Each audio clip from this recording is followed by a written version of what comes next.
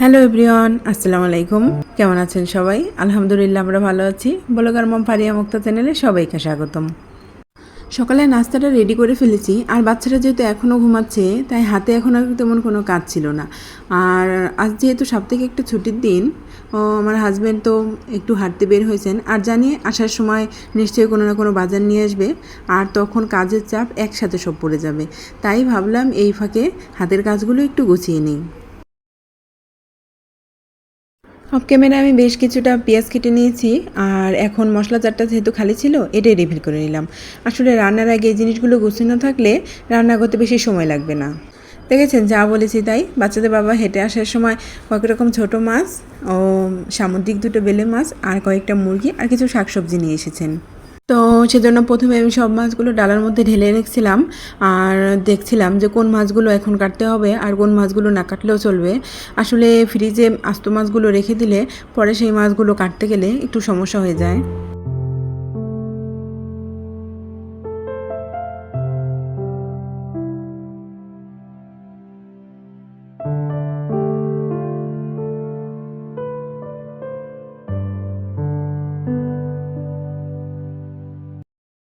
চিংড়ি মাছগুলো আজকে আর যেহেতু কাটবো না, তাই এটা ভালো করে পরিষ্কার করে রেখে দিচ্ছি।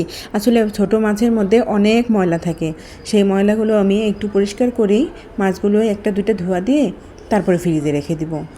এবং চিংড়ি মাছগুলো বাছা হয়ে গেলে আমি একইভাবে কাকসি মাছগুলো একটু বেছে নিব, কারণ কাকসি মাছের মধ্যেও অনেক ময়লা থাকে। মাছগুলো পরিষ্কার করে নিচ্ছিলাম, আর এর মাঝে কিন্তু আমি প্ল্যান করে নিচ্ছিলাম যে কোন মাছগুলো কবে রান্না করব আর কোন মাছগুলো কোন সবজি দিয়ে রান্না করব। আসলে যখনই আমার বাসায় বাজার আসে তখনই আমি ঠিক করে নেই যে এই মাছগুলো আমি কয়দিন চালাবো। আসলে মধ্যবিত্ত পরিবারের বউ হলে যা হয় আর কি, একটু হিসাব করে তো চলতেই হয়। আর এখানে কিছু পাঁচমিশালি মাছ রয়েছে, ট্যাংরা, পাবদা, কাঁকড়া, রয়না, চাপিলা। আর এই মাছগুলো যেহেতু পাঁচমিশালি মাছ, এগুলো সম্ভবত নদীরই হবে, আর দোকানদারও নাকি বলে দিয়েছে যে এই মাছগুলো নদীর। অফ ক্যামেরায় সব মাছ মুরগিগুলো কাটা শেষ করে নিয়েছি, আর আলাদা করে একটি মুরগি রেখেছি, সেটা আজকে রান্না করব। আর এখানে যে দেখতে পাচ্ছেন এটা সেই সামুদ্রিক বেলে মাছ দুইটা আমি এখানে একত্রে রেখে দিয়েছি, আর একে একে সব মাছগুলো আমি বক্সে করে রেখে দিয়েছি। চিংড়ি মাছগুলো একসাথেই রাখলাম যে একদিন সময় সুযোগ করে একসাথে বেছে নিব।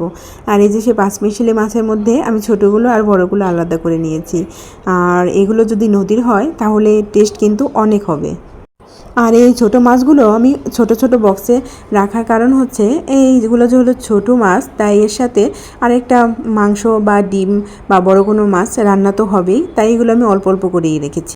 আর এখানে দেখতে পাচ্ছেন আমি আমার মুরগিগুলো কিন্তু ছোট ছোট পিস করিনি, কেননা যেগুলো দেখা যাবে যে অনেক সময় বাচ্চারা রোস্ট খেতে চাইলে রোস্ট করে দেওয়া যাবে, বা হুট করে বাসায় যদি কোনো মেহমান চলে আসে তখন কিন্তু রোস্টের দরকার হতে পারে।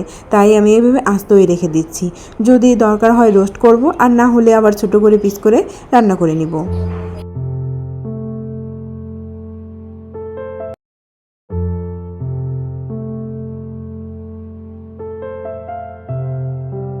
আমার সমস্ত মাছ মাংস গোছানো শেষ, এখন আমি এগুলো ফ্রিজে রেখে দিব।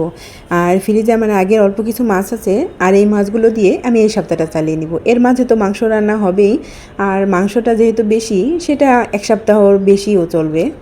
আমি বারবার যে বলছিলাম যে এই মাছগুলো আমি এক সপ্তাহ চালাবো, এটা কিন্তু আমার হাজব্যান্ড একবারও বলেনি যে বাজার থেকে এসে যে তুমি এই মাছগুলো এক সপ্তাহ চালাবে। আসলে এটা আমি ঠিক করে নিই যে কোন মাছগুলো দিয়ে আমি কতদিন চালাতে পারবো। আর সামনে আবার যেদিন ছুটির দিন হবে সেদিন তো আবার নিশ্চয়ই বাজার করবে, তার আগ পর্যন্ত না হয় এই মাছগুলো দিয়ে চালানো যাক। বাসায় যেদিন মাছের বাজার আসে সেদিন কাজের চাপটা একটু বেশিই যায়। আসলে এই কাজের চাপটা মনে হয় শুধু আমারই বেশি যায় না, সব গৃহিণীদের মনে হয় এরকম। আর কাজের চাপটা বেশি গেলে কি হবে, সবার পছন্দের খাবার কিন্তু রান্না করতেই হবে। আর কালকে রাত্রে আমার আনার বাবা বলছিল যে আম্মু একটু ডালের বড়া খাবো, তো তখন তো আর হুট করে করা সম্ভব না, তা আজকে সকালে উঠেই ডালটা ভিজিয়ে রেখেছিলাম, আর সেটাতে এখন আমার বড়া করে দিতেই হবে ওকে। আর আমার ছোটো বাবাটা কাঁকরোল দেখলেই শুধু বলে কাঁকরোল ভাজা কাঁকরোল ভাজা, তো ওকে তো সেটা আমার। আর শুধু কি বাচ্চাদের আবদার, বাচ্চাদের বাবাও 2 দিন আগে কিছু বটবটি এনেছিল, সেগুলো তখন ভর্তা করে দিতে বলেছিল, সেটা তো আর তখন করে হয়নি। তাই ভাবলাম যে আজকে এই বড়ার সাথে একটা ভর্তা হলে মন্দ হয় না। তো আমি আমার সব রান্না কিন্তু কমপ্লিট করে ফেলেছি, সেরকমভাবে আর দেখালাম না। আমি মুরগির মাংসটাও কিন্তু রান্না করে ফেলেছি, আর বাজার গুছাতে গুছাতে আর সবার পছন্দের খাবার রান্না করতে করতে আমার আজকে অনেকটা বেলা হয়ে গেছে। তো বাচ্চাদের প্রথমে খাবারটা দিয়ে দিচ্ছি, ওদের জন্য এখন প্লেট সাজিয়ে যতই নিয়ে যাচ্ছি না কেন, ওরা কিন্তু অনেক আগেই বড়ার ঘ্রাণ পেয়ে রান্নাঘর থেকে অলরেডি 2 ভাই বড়া নিয়ে খাওয়া শুরু করে দিয়েছে।